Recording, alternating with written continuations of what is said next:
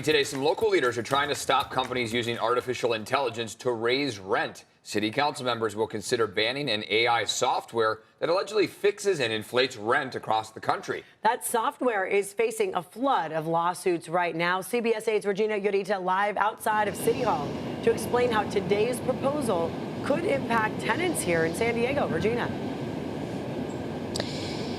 Yeah, that's correct, guys. And Council President Elo-Rivera has been vocal about San Diego's housing crisis. He says more and more people are living out on the streets and we have out of control housing costs. But now he's getting complaints from housing advocates who say artificial intelligence is adding to that housing shortage.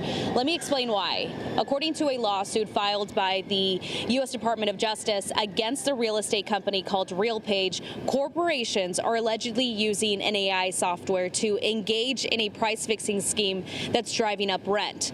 The program lets property managers enter data that's not public, then it uses that information and AI to suggest what a landlord should charge for rent. Leaders are calling out corporations for using this tool to, quote, squeeze every last dollar from renters and home buyers.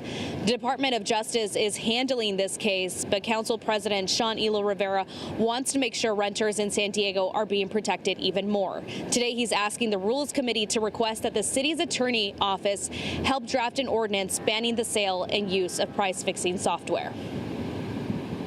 Artificial intelligence? Sure.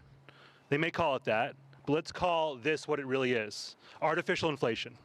When corporations use AI to drive rent hikes that devastate our working families, that's not intelligence. That's exploitation.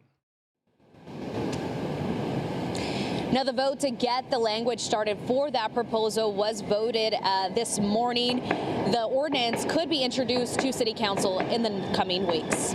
That's latest here in downtown. I'm Regina Yurita, CBS 8.